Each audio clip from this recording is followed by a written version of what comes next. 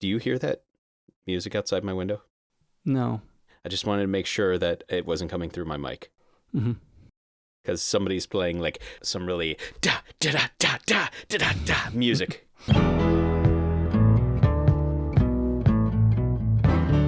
Welcome to My Hill to Die On, episode 88. Everyone has things they're passionate about. Things we want our friends to try and experience. So we've convinced each other to try different things. And we talk about these experiences to see if we can get just one more person to join us on our hill to die on. The end of this school year, I don't know, it kind of snuck up on me. Oh. I felt like we had lots of time, which we did. I mean, well, in some ways we did. And then all of a sudden, it was like graduation's tomorrow. And I was like, what? I had kept thinking things were further away than they were. But everything was getting done in time, which I was still pleased with. Like, okay, this is, due now, and this is due now, and this is due now. And like, okay, well, yeah, but we're done. We're finishing it just in time. We're finishing it just in time. Usually it was going like that. But I always felt like it was 3 days away. And like, nope, it's tomorrow. But okay, but we're finishing it. Okay.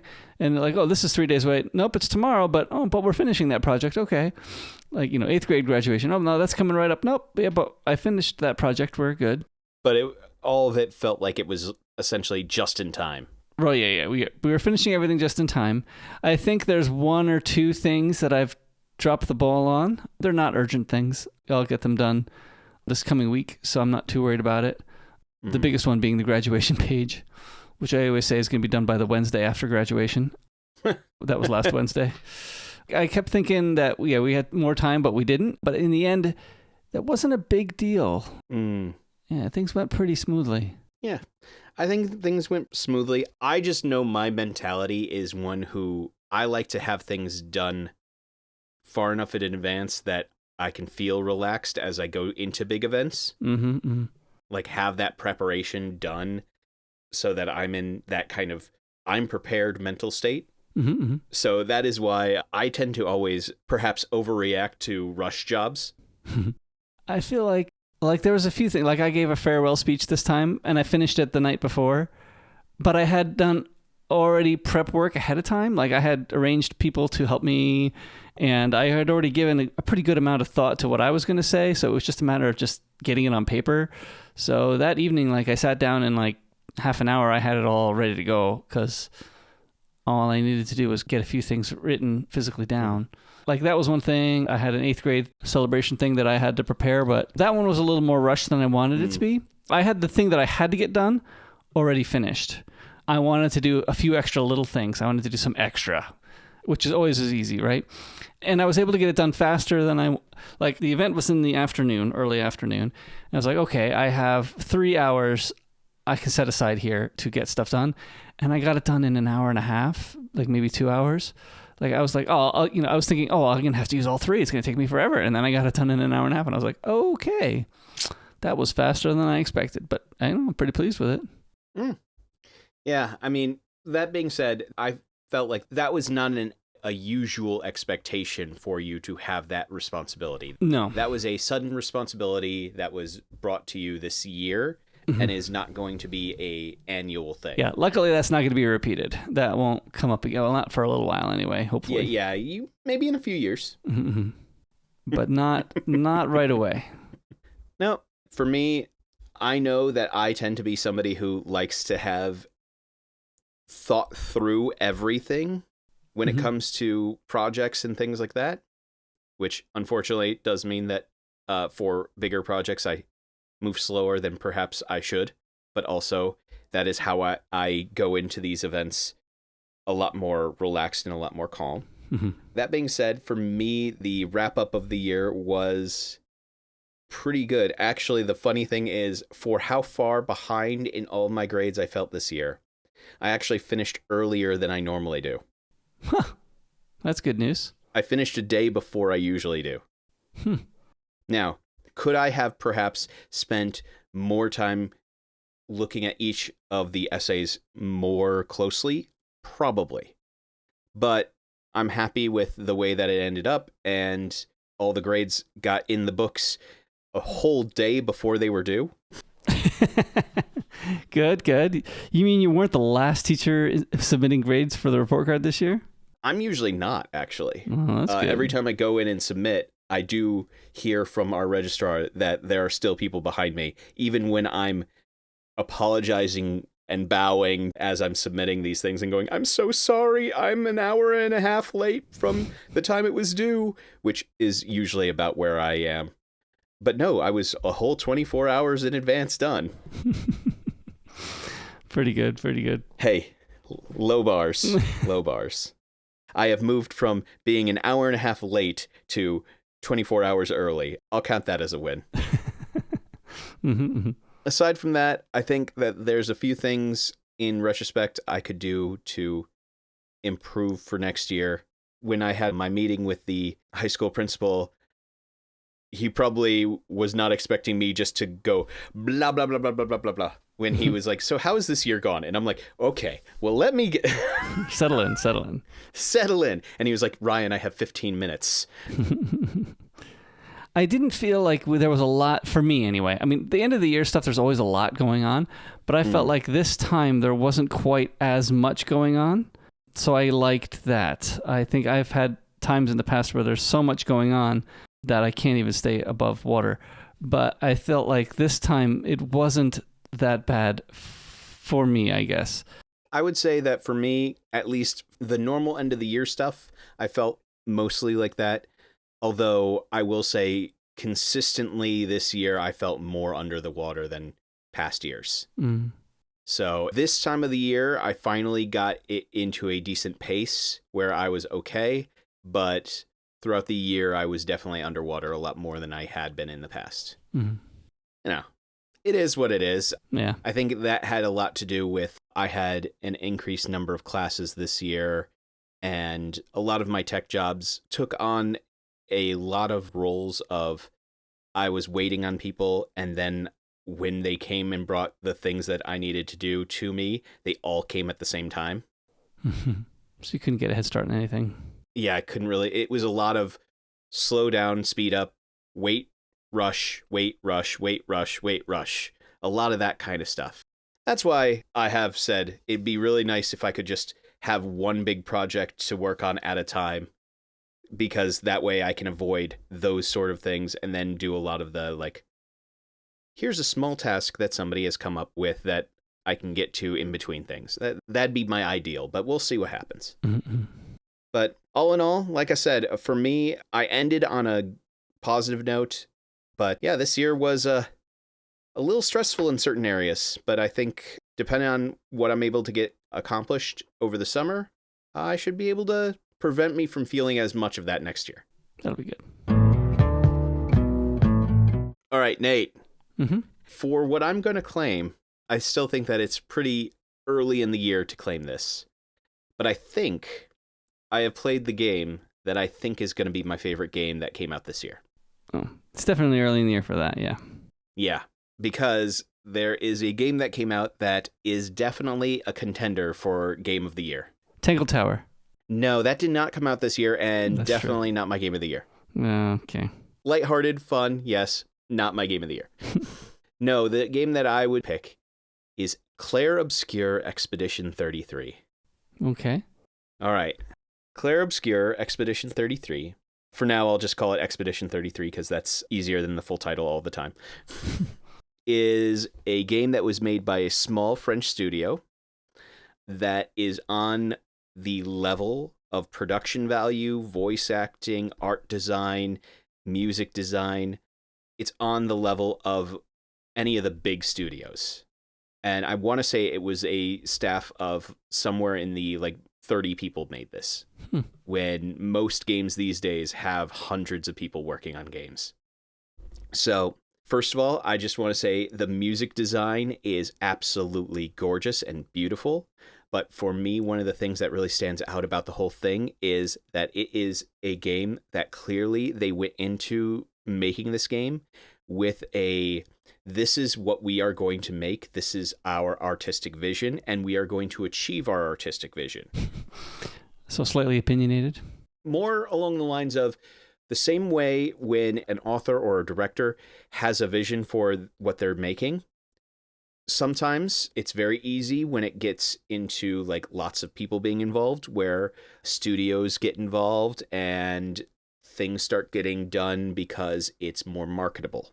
Mm-hmm. Whereas they went for their artistic vision because they had basically it felt more like a painting than it was a movie or a game, where they had this vision for what they wanted to achieve and they just went for it, whether or not it was marketable or not. And let me tell you, it was very marketable because it was a great game, but they were more determined to live up to their vision than how much it was going to cost them or whether or not it was going to succeed. That's at least the vibe I got from the game. Did they succeed? In my opinion, it absolutely succeeded. You kind of said so, but yeah. It absolutely succeeded. And I think part of it is because it was very genuine in what it was doing. It was very genuine in the storytelling it was going for. And it didn't do things specifically to market for, oh, this is what everybody else is doing, and this will make us money because everybody knows what these tropes are, and we're just going to lean into those things. The basic storyline is this. There is a paintress who every year wakes up and paints a number on a big obelisk across the sea from this town. And everybody who is that age or older will essentially disappear. They will fade out of existence. So every year, there is a big number that gets painted in the sky, and everybody that age or older disappears. At the beginning of the game, there is a man named Gustav who is 32, and his significant other is 33. And at the very beginning of the game, the paintress paints the number 33. Mm-hmm. Because what ends up happening every year is she paints one number lower. So at the very beginning of this whole history of this happening, she started at 100, and then 99, and 98, and 97, and all the way down, and now they're at 33. Mm. So he watches essentially his former girlfriend, who they broke up because the world is falling apart, and apparently the subtext that they talk about that they never really fully flesh out, but they definitely talk about in subtext, is that he wanted kids and she didn't want to bring any kids into this world where basically they would spend like 4 years with the kids and then the parents would die off. Mm-hmm. Yeah, she was like, I don't want to create orphans. Yeah, mm-hmm. That somebody else has to take care of. Mm-hmm. And it led to them breaking up, but they still had feelings for each other. Well, the beginning of the game, she disappears, and he had joined the expedition, specifically Expedition 33, which is the group of people who are going to essentially be killed next year. And so in their last year of life, they are going to go and try to get rid of the paintress to prevent this from continuing. And this happens every single year. So there was a group who went way back at the beginning, and then there were more and more groups that went every single year trying to stop the paintress. And now it's down to 33, and they still haven't done this. If they stop the paintress, though, doesn't the number still hang in the sky? I mean, I guess that stops the number from going down, but... It would stop the number from going down in theory, but I think they were of the opinion that if they got rid of the paintress, that it would make it all end. I'm trying to be a little obscure because they do realize things throughout the story, and I'm going to try to be as spoiler-free as possible because a large part of this game is the story. Mm-hmm. So Gustav and a couple of other members of the expedition go out to try to stop the paintress. There is a few main characters that you get introduced to, but the other main one is Maëlle. And Maëlle is unique among the group of expeditioners because she is 16. She basically decides that she wants to go and try to prevent the paintress because 1 year of trying to do something with her life, in her mind, is better than just living out this slow ticking down of I'm going to die anyway. So she wants to go out and fight with Gustav, particularly because Gustav acted as her adopted father/brother when her parents actually ended up disappearing due to this whole thing.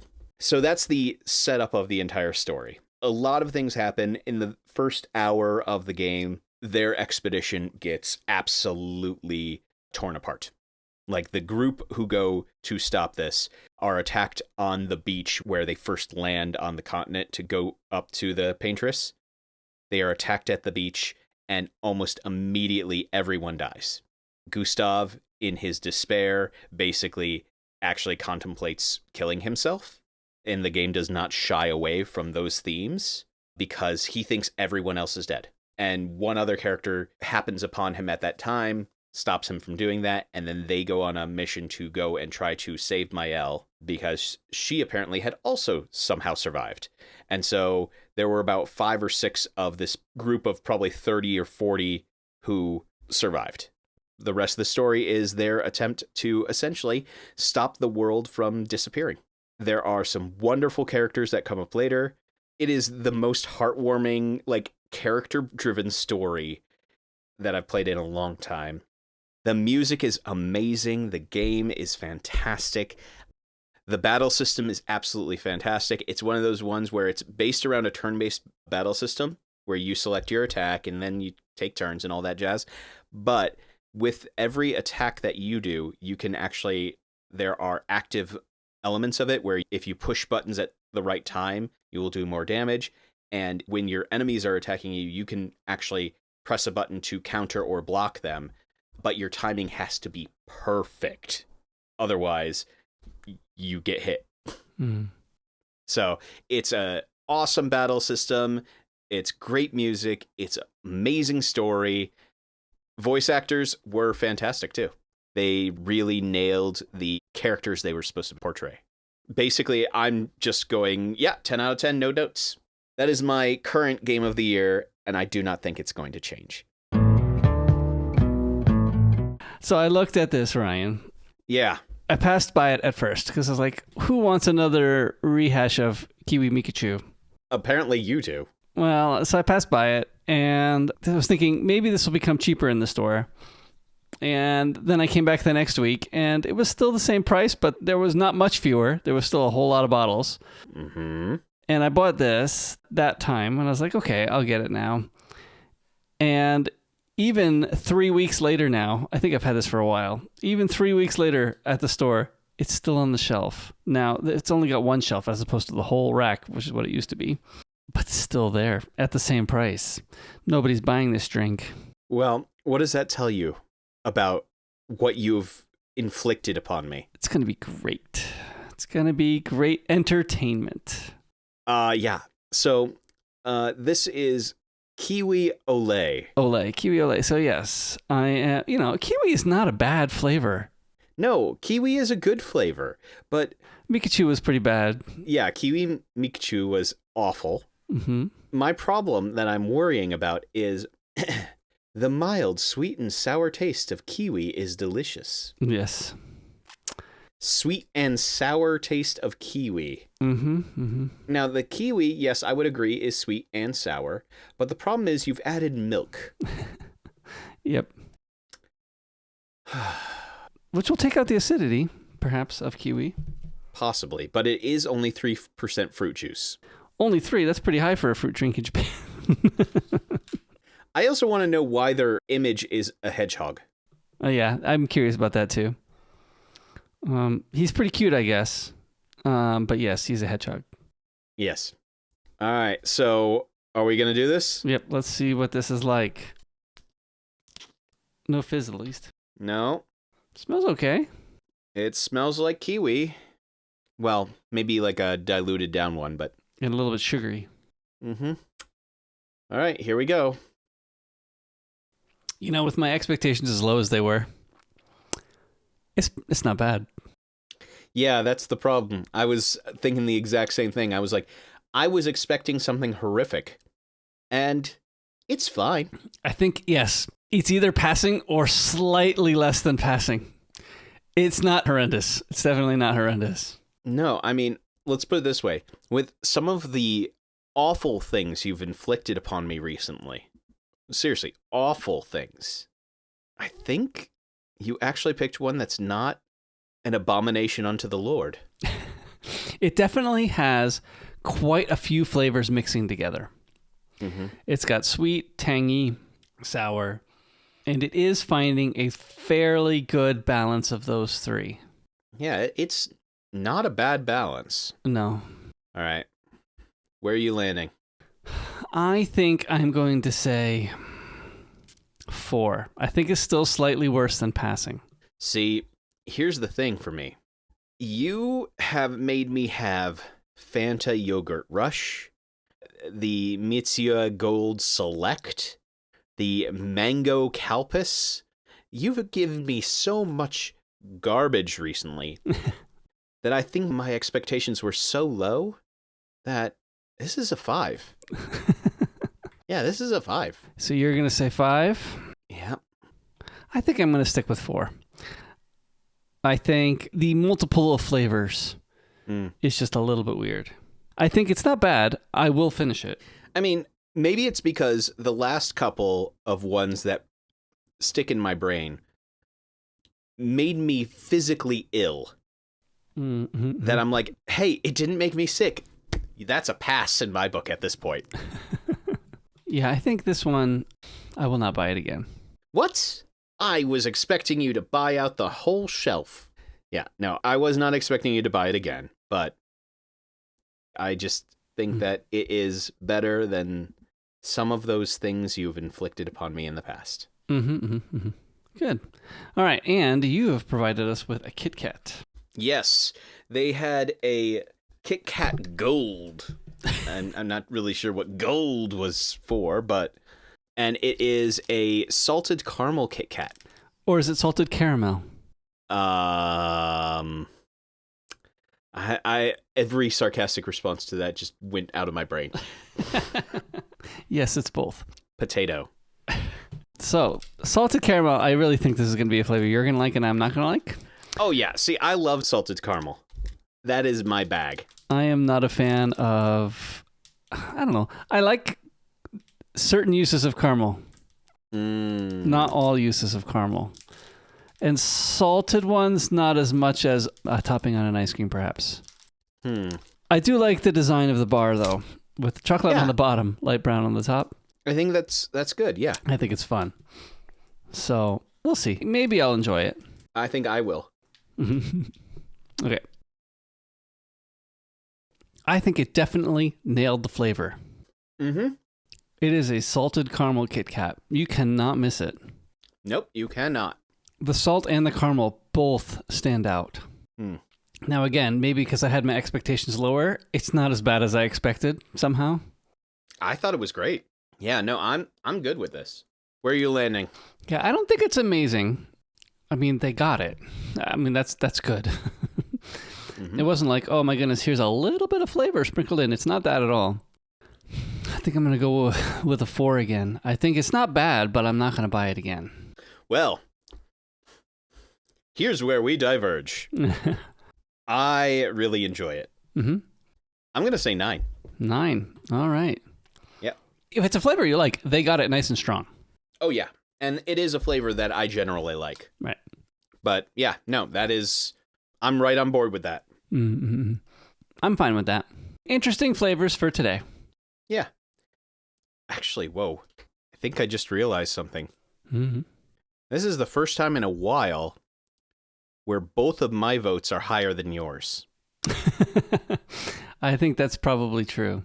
Oh, the last one was Fanta Premium Lemon with double original matcha.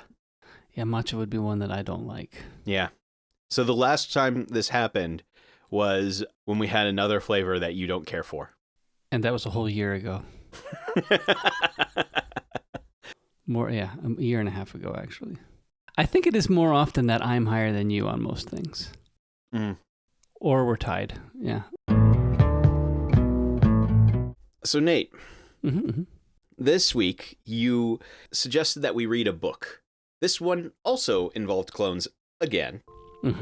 Because this specific book has a main character who spends a lot of time in a support group for, well, recently murdered people who have become clones. Yeah. You suggested that we talk about 2 support groups that we've been a part of. I think we're keeping this pretty broad. I think we're kind of thinking about like groups that have supported us through whatever. Yeah. Since this is yours, why don't you go first? Or would you like me to go first? It doesn't matter too much to me. Yeah, let's have you go first. All right. Because I'm going to have another Kit Kat. You're going to enjoy the salted caramel, huh? Yep. I'm going to say my first group that I'm going to pick was a Bible study group that I joined here in Japan when I first came over. I think that it was kind of an important group for me at the time because I was single, I needed friends, and it was a good group where we did a lot of sharing, did a lot of learning about God and moving forward with our faith. So I enjoyed that group a lot.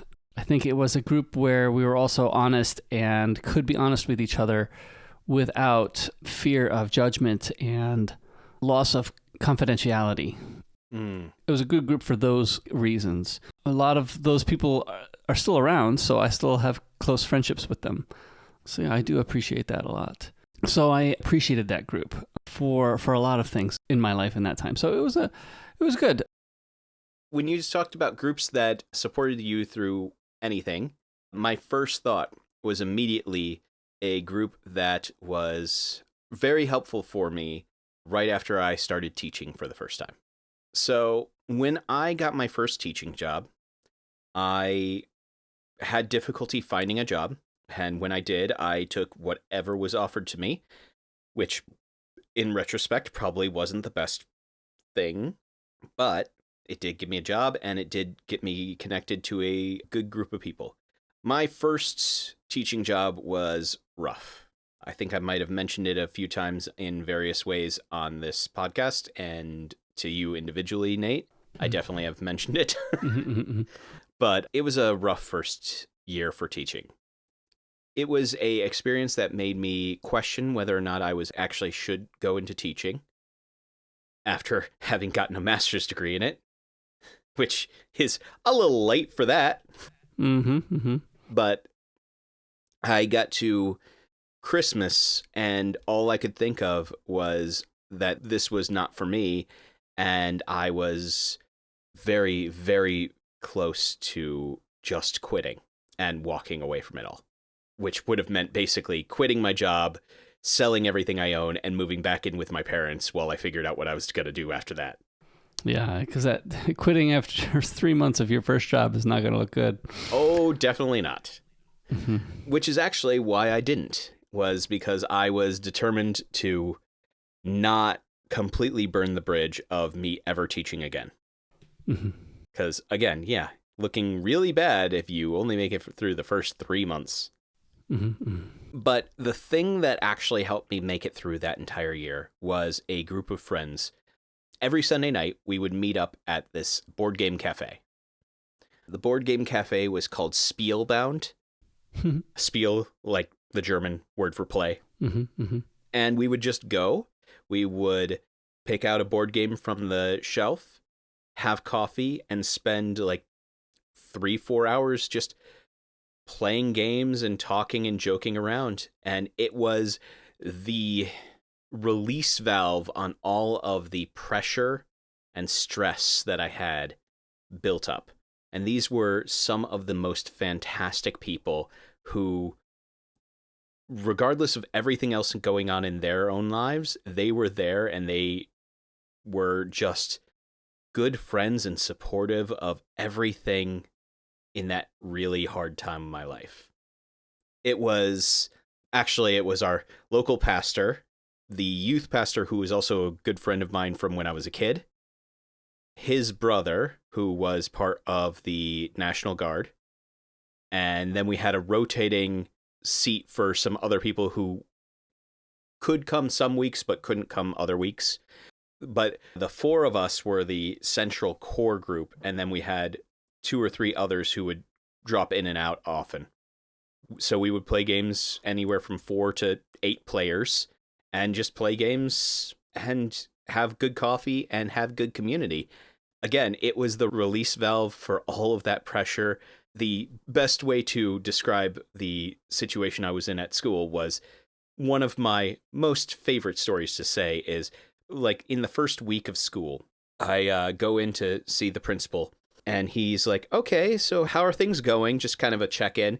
And he's like, oh, yeah. And we're just talking. And then after a while, he goes, well, let's take a look at your student list. And he takes like 15 seconds of looking at a listing and just goes, you got a toxic mix in there.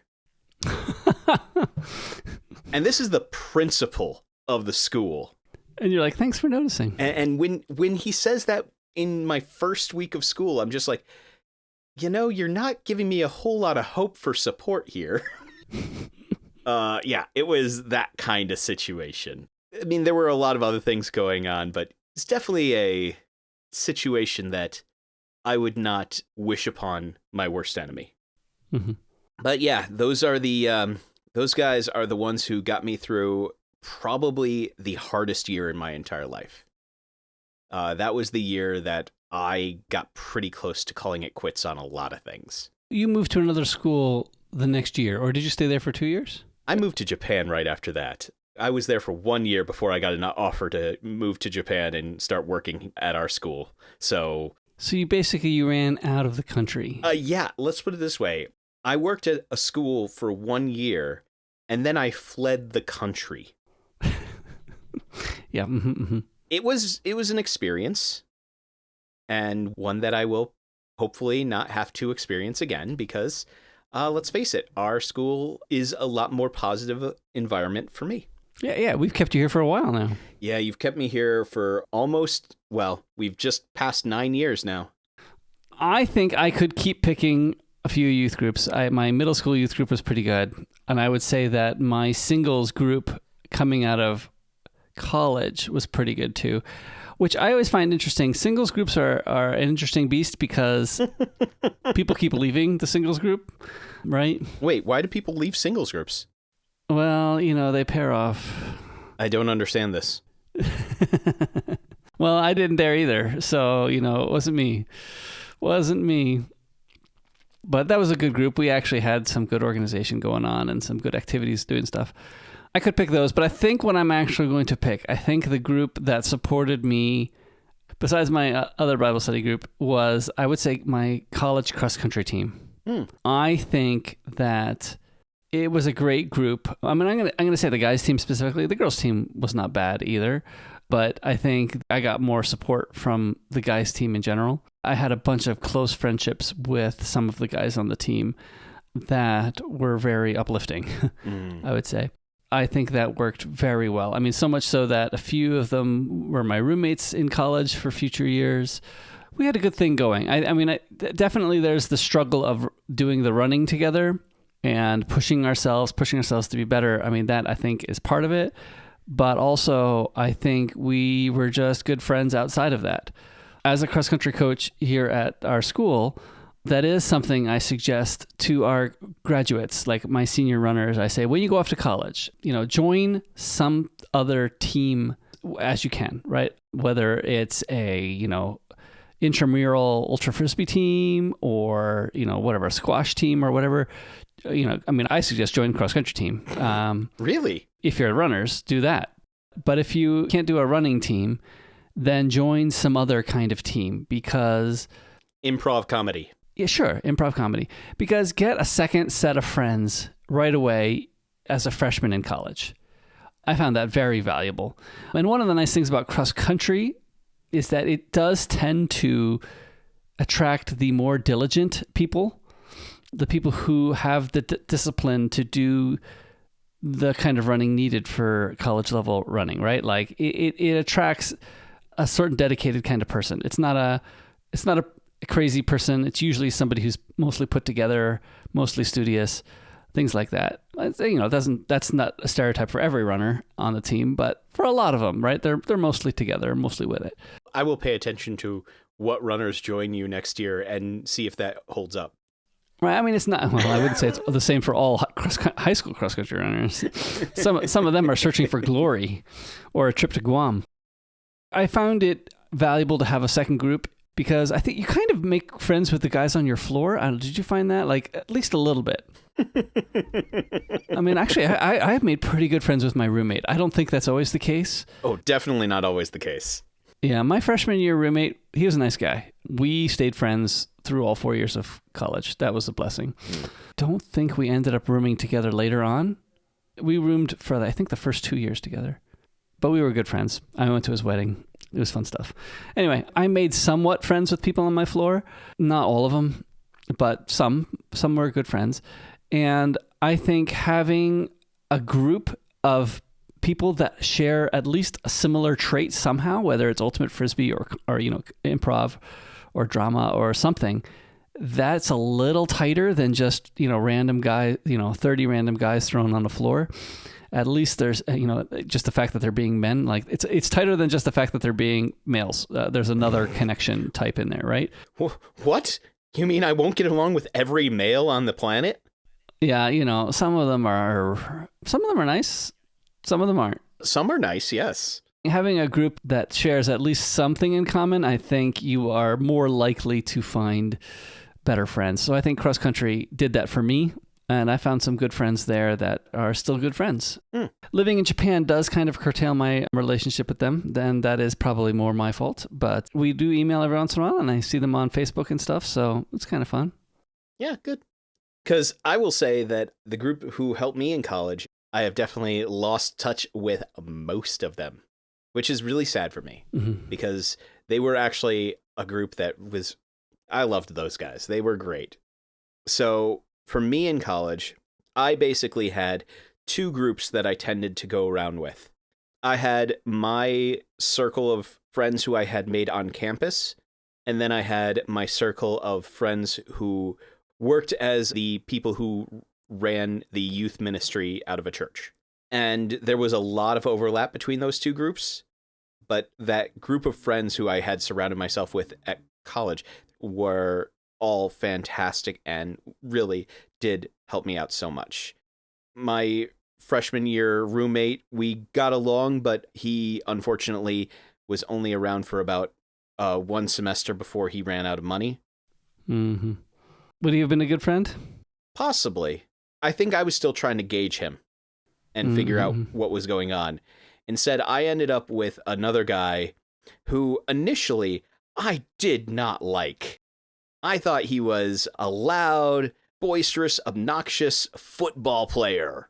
And I met him because he was sitting in front of me in theology class, acting up and being very loud and a little obnoxious in the middle of class. So I did what any reasonable human would do. I smacked him on the back of the head. Oh, how do you appreciate that? He stabbed me. He stabbed me with his pencil. This is not my first roommate. How quickly did campus services react to that? They didn't. Ooh. He stabbed me in the leg. And in the leg, nobody notices the blood. Okay. Now, here's the best part. About 3 months after that, I was his roommate. And then about 4 years after that, I was his best man at his wedding. They forced you together? No. Basically, my first roommate was moving out, and I was looking for another guy. And after our initial first rocky meeting, we started to kind of get each other and understand each other. And then we just started meshing, and we ended up being really good friends. So he's not the jock? No, he was the jock. He was a football player. He was your normal, very boisterous athlete. But he was also a guy with just a heart of gold. And really, he is someone who genuinely cares for the people around him and just puts himself out there. Yeah, there were things that I was expecting of him by the way he presented himself that he proved later that either he grew or he wasn't those stereotypes. And I think that he probably thought I was a little bit self-important is probably the best way to put it. Not self-righteous, right? No, I probably thought too highly of my own opinions, though. Okay. Because, what freshman at college doesn't? You know everything as a freshman. Yeah, as a freshman in college, you can't grow anymore, right? Yeah. So he was my roommate. And then the other guys who we were friends with, there were a lot of good guys who we surrounded ourselves with. Some of them were connections through church. Some of them were connections through World of Warcraft. Because, yeah, that's the era. Not through LimeWire? You didn't find them through LimeWire? No, not through LimeWire, no. Or Napster? It was World of Warcraft and church. That was the main two. Oh, and our theology classes. That was actually the main three ways that for my group of friends were either part of the youth group, like we were the ministry team at our local church, we were friends in theology classes, or we were playing together at World of Warcraft. And the theology classes and World of Warcraft people were often the same because we were a bunch of nerds. I know. Both of us went to a Christian college that does bring a certain set of people together, and then you found the nerds within that set. Yeah, that was pretty much it. I found the nerd subset within the group of people who were, the majority of them were either biblical studies or pastoral ministry majors. The ones who were taking all the Bible classes or all the philosophy classes. Some of the people who were the ones who I remember relying on the most are the ones who we dragged each other through Greek. Because, when you're trying to wrestle down how to conjugate Greek verbs, nothing is quite as helpful as a group of friends who will drag you across the finish line together. But yeah, all that to say, these were some of the people who really were some of the greatest supports for me in my life. The group who we did the youth ministry together with, actually, over time, that group grew because, for example, that roommate of mine, he wasn't originally with that group, but because he became my roommate, he kind of got drafted into that. And yes, my first impression of that roommate was fully wrong, and I will gladly admit it. And again, we all grew as a unit. We all grew together in knowledge and in just, I think I became a better person for having those people surround me. You had cell phones in college, Ryan? Mm-hmm. We did. Laptops were pretty new when I was in college. We had cell phones. Now, they were all like Nokia phones, but we had cell phones. And you had a laptop? Yeah. Yeah, I had a laptop. With a color screen? Yes, it had a color screen. Mine was a Dell, if I remember right. I mostly had a desktop because laptops are too expensive. No, I had a laptop. I did have a laptop also, but I don't actually remember my flow of computers. I had desktops, I think, early on, and then I think I got a laptop later on. I forget exactly when I got my laptop. It was a nice black Wall Street PowerBook G3. Man, it was great. Excellent. All the G3s you could ever have with a huge 13-inch screen. All 64 megs. Was it 13? Maybe 11? Okay, I'm looking it up. Wall Street. So how many megs is your PowerBook? I'm pretty sure it was the 14-inch model. Could have been 13. I don't remember well enough. It was not the 12-inch. I got the bigger TFT. 2 gigabyte hard drive. See, yep. I just remember. I remember that. I remember working all summer at a camp, and then because I was able to save all my money from the camp job, I basically got home from the camp job, took my 2 months worth of paychecks, and put them all towards a computer. And that was the Dell that I had as like my first computer. It was not good. I remember at college buying the iPod because it had come out. Oh my goodness, this white music player. This was before it had become popular because it was the first generation was released, and I had saved up and I bought the second generation iPod. It wasn't a click wheel at the time, so it was the second one, but it was FireWire based. And my desktop did not, because I had the Power Mac G3 Tower, which did not have built-in FireWire. The G3 blue and white tower did, but the beige tower G3 did not.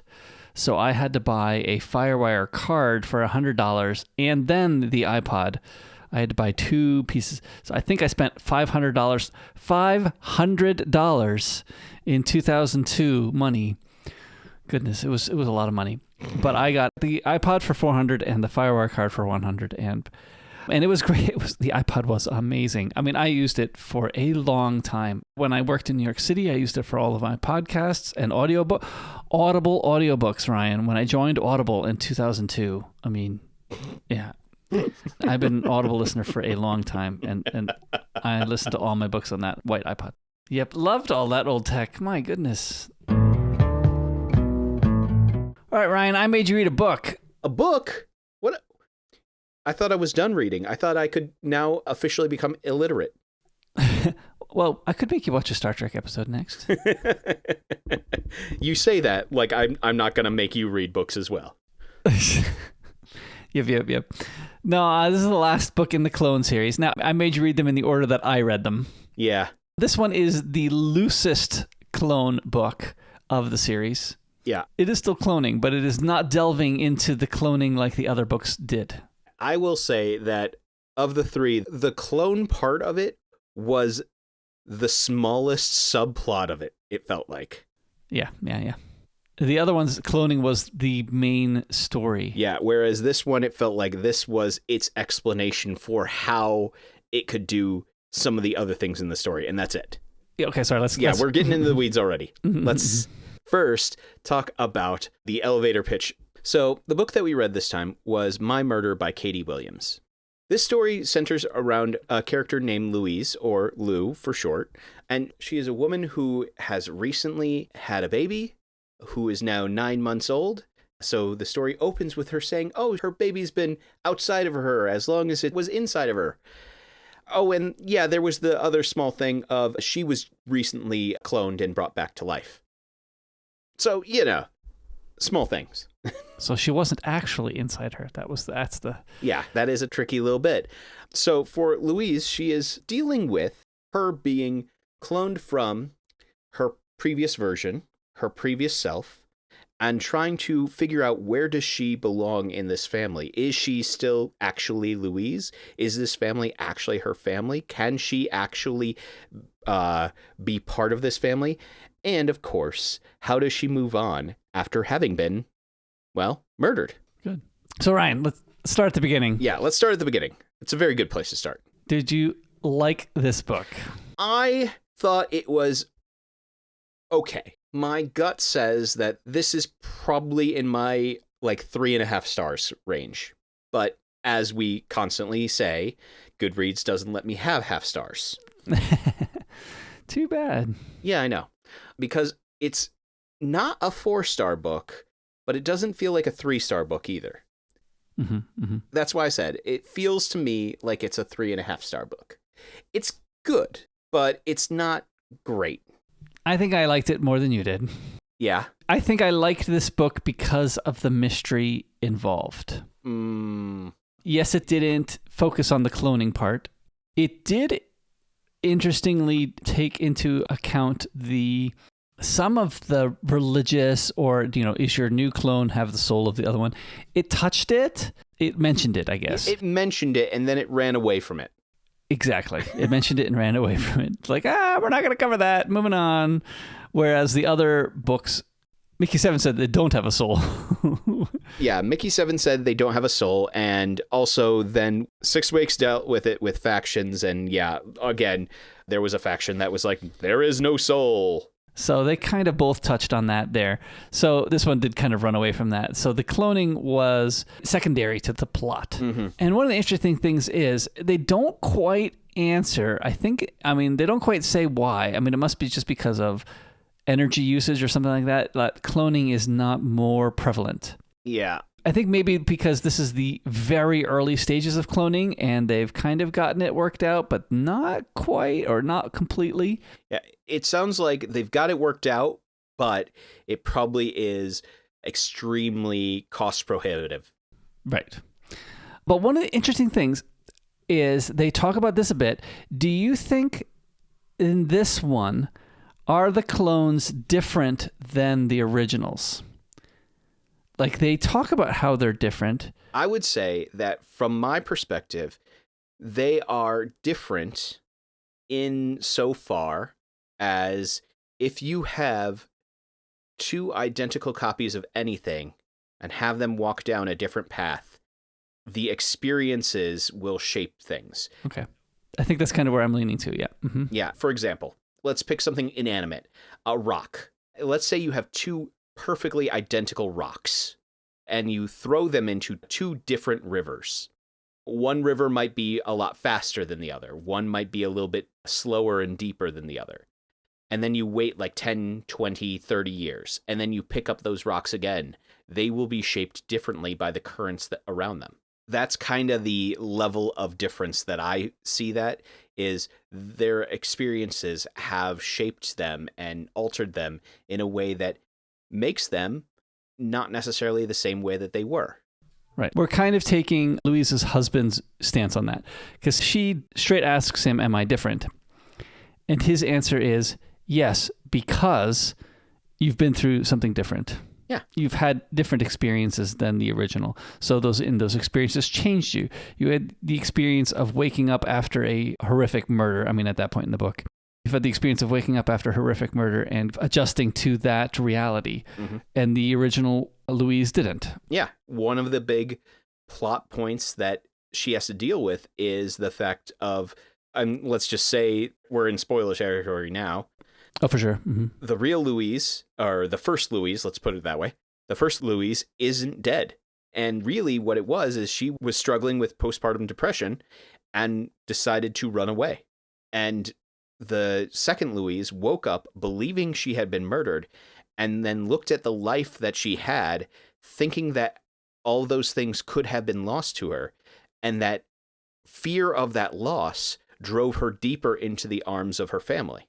Right. And that was really what was the clincher right there, was acknowledging that you essentially have lost those things or could have lost those things. And she's so afraid of that she is drawn into her family deeper. Mm-hmm. Mm-hmm. I will say that probably part of the reason why the mystery did not get me as much as it probably did for you is because I may or may not have guessed that the original wasn't dead.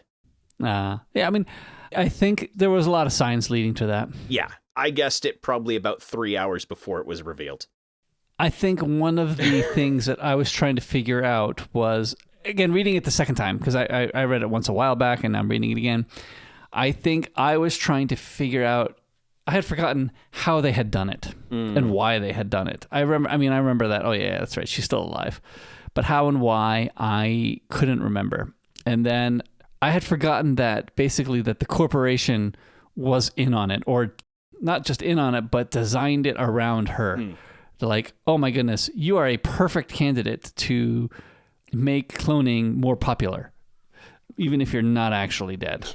Yeah, you don't have to be dead. You just have to make cloning more popular. And we're going to make it, you want to leave, fine, but we're going to make it work. I don't remember even reading that. How did they first contact her to say, don't ever come back? They must have called Odd, right? Or something like that? Yeah. Gert called Odd? They said in the epilogue a little bit that within a week of Louise making it to her father's house, that the company went there as well. That Gert was there talking to Gert her. went to talk to Lou within like a week of her arriving at her father's house. Within a few days, because they had to have the fake body ready, the empty shell body, which was one of the things I was trying to think too. Is like, wait a minute, how does the new Louise have the memories of the old Louise? And it's like, no, because they actually had the body. It's not that, because I was thinking, no, Louise just ran away and never talked to Gert. No, that's right. I had forgotten that Gert was involved so much at the beginning. Yeah. You can leave support group? Well, didn't know that was an option. Yeah, you can leave. That was good. I think I liked the mystery of this book. I think I hadn't gone in knowing too much, so I didn't expect it to be, I mean, maybe because I had misled you that this was, a book all about cloning. Yeah, I will say that I went in thinking that it was going to be all about cloning, and then went, cloning is such a tangential part of this. Like, it was the mechanics on which they were able to accomplish the rest of the story. But if it had been like a wizard comes out of nowhere and duplicates you. Like, great. Could have accomplished the same goal. Yep. It would have changed nothing about the story. And this one really only where, I mean, we've seen actually what we should watch is the next gen where Will Riker gets duplicated. You mean not the Lower Decks one where they get duplicated? Oh, I forgot about that one. It's nice that they've chosen different paths, these two that have gotten copied, right? Well, I guess that was the thing at the beginning is that, look, we're going to duplicate you. That means you can never come back, which was what she wanted, really, in the first place. So no big surprise there. Now, I have to ask, what did you think of her job? Oh, I thought it was weird. Where it was basically you were hired to hug people. Yep. I thought it was weird. I mean, the whole slightly futuristic part of it. Yes, I thought that was weird. I don't think that really would exist in the future, that kind of job. Really? I think that there would be counselors. I don't understand why there's huggers. I think virtual counseling would be easily huge. Oh, I agree. There will be virtual counseling. But if you can feel the sensation of somebody like touching your hand through VR, I think virtual hugging would probably catch on. Maybe not to the extent that this was. Yeah, this is super organized like this. Yeah. Here's why. Because physical touch is definitely something that humans are very accustomed to, that we often need. Mm-hmm. And in a society that gets more and more disconnected and wrapped into a virtual world, I think that there is going to be a increased desire for that. But wouldn't just happen in the games or the other hangout rooms that people would be in? Like, why would it need to be something that you pay to go to? Possibly. Because I thought, you're all playing, I mean, just say World of Warcraft or something, whatever. Because that's, of course, going to survive into the virtual world. Oh, yeah. World of Warcraft's going to survive into the age where they convert it into a virtual reality game. Exactly. Okay, let's change it to then Super Mario Brothers. Anyway, no. There's going to be some kind of game hangout play, some game party game where you're going to be together and you just hold hands and drag your partner there. Like, I don't think it's going to be as super organized. I'm sure will happen, unfortunately. That's why I think the hug thing it's just going to be somewhere else, just like it is now. Yeah. I mean, you say that, but here's the crazy thing. A couple of years ago, while I was reading news about Japan, I did hear that there was a cuddle cafe where people went to a cafe to essentially just spend time and be hugged by human beings. Right. So I think it exists now is the thing. Well, and I guess you're right, because at some point, like, they didn't say that there was 20, that there was 100 of these chain places all doing this. This could have been the only one in the virtual world that there's this thing. And they might have, enough for 20, 30 appointments a day. Yeah. And that's enough. That meets the need. Yeah. Maybe that is the case. Maybe that is the case. So maybe I'm being too skeptical. Yeah, no, I think that is for in a slightly futuristic world, I think that there's probably going to be some demand for something like that or something worse. Right. I mean, I definitely saw I need a shoulder to cry on. Like, yes. Somebody just died. I can't really commune with my family right now. It's too painful. But yeah, having somebody who you can just essentially hug and cry into their shoulder, I think that's going to be I don't need talking. I just need somebody to hold me while I cry. I think there'd be demand for that, especially in a virtual world where you don't have to necessarily worry about being assaulted while that is happening. Exactly. There's safeties in place. And germ spreading and blah, blah, blah. Yeah. I did like how all of the cars were called autos. That's straight out of CGP Grey. Like, we got to go back to calling cars that drive themselves autos. Yeah. They are fully automatic now. Talk about an automobile. Because she did specifically separate a car from an auto. Right. A car is something where you push two buttons. Two buttons. That was funny too. You just push two buttons and you turn the wheel. Like, oh, that's pretty simplified, but yes. Yeah. Do you know how to push the two buttons? Yeah, I do. I know how to push the two buttons with one foot. Yeah, but that was pretty fun. I did like that they have ranges and things like that too. It only goes so far and things like that. But that's definitely what CGP Grey's future was. I have to find that video, but CGP Grey had a great video on auto. By the way, according to Goodreads, my estimation of the book is pretty close. Oh, you're at 3.5 is what everyone else rated? The average is 3.63. I got this from The Incomparable, and I think that it was recommended by Dan Morin, I think. It could have been, it was either Dan or Jason, I think. But I definitely liked how she kept referring to herself as my murder. I love remember My Murder? Wait a minute. Not too many people can claim that. Yeah, not too many. Jason gave it 5 stars. Yeah, I again, for me, it's a 3.5. And maybe it's because I went in with too high expectations. Sorry. Because I told you it was a clone book. You told me it was a clone book, but also the other ones we've read, Six Wakes, and then Mickey 7 and Antimatter Blues. I think of the 3, I think my ranking is actually the order in which we read it. Okay. Because I think I liked Six Wakes the best of the 3. Then Mickey 7 was close to that. And then I do feel like, for me, this one was definitely a solid 3rd place. I think this one's probably 3rd place for me too, but it's not as far behind 2nd as maybe it is for you. I think that for me, I'm going to consider Mickey 7 and Antimatter Blues together. Yes, that's what I was doing. Antimatter Blues has a better sci-fi element mixed in. I love the whole, wait, which team are you on kind of thing of Antimatter Blues. Are you on the virus or are you on the critters team? I liked that. I liked the whole, we got to live on this planet and survive. But I did like there's cloning in here that's key to the story, except he doesn't want to be cloned anymore because he is different. I think I liked Six Wakes. The mystery was good. I think the mystery in My Murder was better. It had a better twist. Everything was a little bit too, it worked out in 6 weeks. That is the point of the book, though. I mean, everything does, like, oh, we all knew each other, by the way, and I messed all your lives up. Well, but that was the purpose. I think the thing that raises 6 weeks up for me, even though I don't like the mystery as much, is the fact that it handled cloning so well. It had, I think to me, it had a better thought out repercussions of what cloning would do to the world. This is what will happen. We will have schisms. We will have factions. We will have people who forget and need to be reborn and stuff like this. I think, and it will wake you up at 20 years old. I think that is more realistic to how cloning will be. I mean, and of course that book was a few hundred years into after cloning had been developed. So I think that makes sense for that book, but I think it was well thought out. Yeah. I think here's the key for me. 6 Wakes, the setting is fantastic. Yeah. Mur Lafferty really developed the world, and it's just a fantastic setting. Mickey 7 and Antimatter Blues, I feel like they were a little bit better on the characterizations.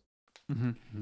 And the problem was, My Murder, again, I was comparing it to the other 2 books you had me read in this series, and it didn't outdo any of the others in any category.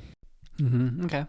I think the characters are pretty good in this book. I won't deny that the characters are good, although the husband is a little too good, in my opinion.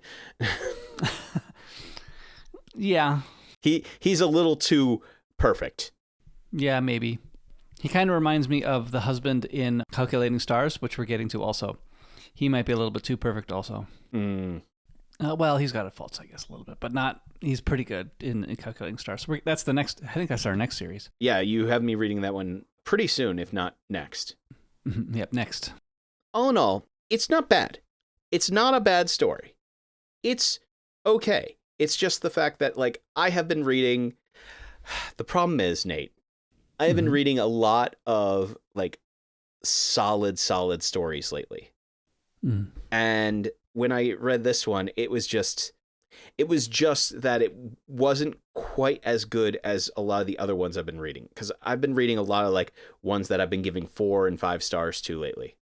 And that's the problem, is I just think that this had potential. It just didn't quite live up to the potential that I was hoping for. So, all in all, though, it was a good story. It was a fun look at one potential possibility for early cloning technology. But I think that if this was set later along the line of cloning, it probably wouldn't have worked as well. Yeah. I think that's probably true. All right. So, Nate, I'm going to make you and a bunch of other people play a game. Yes. We're going to be feuding. Yes, I'm going to send out a survey to a bunch of people, and I'm going to see if you can figure out what the general consensus of people seem to believe about certain things. We're not families, but we're groups, but we're going to be feuding. Since we'll probably get a bunch of our colleagues, maybe a clash of colleagues. A colleague clash, if you will. A colleague clash. There we go. I like that. Definitely legally distinct. We'll see how much our colleagues can tell about the survey respondents. Because we love our survey respondents. Yes, I'm sure whoever will respond will definitely be totally logical in all of their responses. We hope you found something nice about this hill that we were willing to die on, and we appreciate all of our listeners coming along on this journey with us.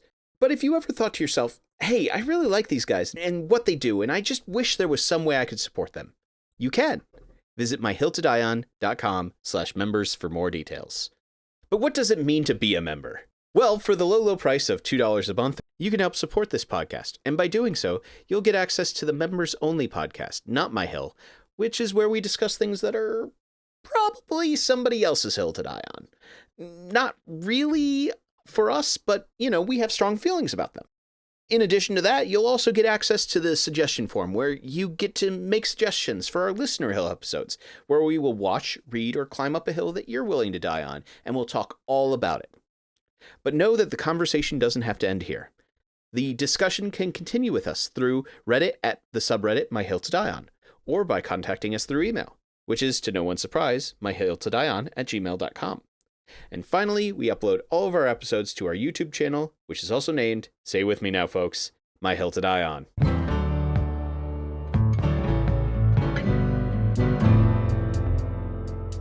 I see you talking. I can't hear you. You cannot hear me. Okay, let me see if it's something on my end. I'm going to keep on talking. Why does this not work? La da da da dum da da dum. Da da da da da da da da dum. Da da da da da da da da da. Da da da da da do do do do do. Oh, where was I? I was gonna check my audio settings. Yes, that's what I was doing next. I can see you talking, but I can't hear you. I know. Sorry, that's why I keep on talking, so that that when you eventually fix something, I will be able to come straight through.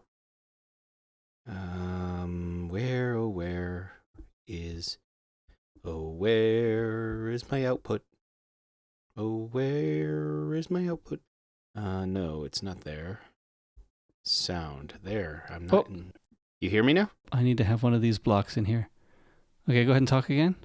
I'm talking. There we go. I'm talking. There we go. Okay, I need to have one of those blocks in my audio hijack. Okie dokie. What was happening? I couldn't hear you through audio hijack when I turned on audio hijack. I just realized that I've been recording myself for this entire time because what I was doing was I was trying to keep talking so that when you finally got whatever it was that was missing, I would just come straight through and you'd be like, oh, that was it. So what were you saying? A lot of different things. Like for a while I was singing, oh, where are my audio settings? To the tune of the Hairbrush song. Oh man, I can only get you coming out of one ear. Why is that? Because I'm imbalanced. There we go. No, it's my headphone. It's my headphone jack not being good. That's what it is. There we go. Now you're coming out of both ears. By the way, I know I'm gonna reveal a little bit of my feelings right away, Nate, but I do think that this book probably should have been the first one. Okay. And the reason being is the other two were just so much better. Yeah, okay. Well, we're getting to that later. Later. I just wanted to say, like, I felt like if we're ending the clone series on this one, I'm a little sad about that. I don't have any other clone books. Yeah. Well, we'll talk about that later. All right, Nate. Mm-hmm. It's still reasonably early in the year for what I'm about to claim. I was going to say, because it's June. It's halfway through the year. Yeah, I know that. I'm being vague enough so that we can... Sorry. Yeah. I was trying to be vague enough that we could be like, it's still reasonably early enough in the year yet. Yeah, okay, sure. I'll say, So yeah, that, yes, okay. That. So it doesn't date us as much. Sorry. No worries. But yeah, that's all I was going to say is, and so it ends with, do you accept your grief, face your grief, and deal with your grief? Or do you continue to run away and hide within this thing that makes you happy, even if it's going to kill you at the end? So you're saying it's the Nexus, Ryan? Well, it's a lot of things. If you stay in, can you find Kirk? No, you can't. But you can find God. Wait a minute. There's so many cars just without mufflers today. They said in the little denouement kind of... Yes. Mm-hmm. Sorry, that makes me sound very pretentious. The epilogue...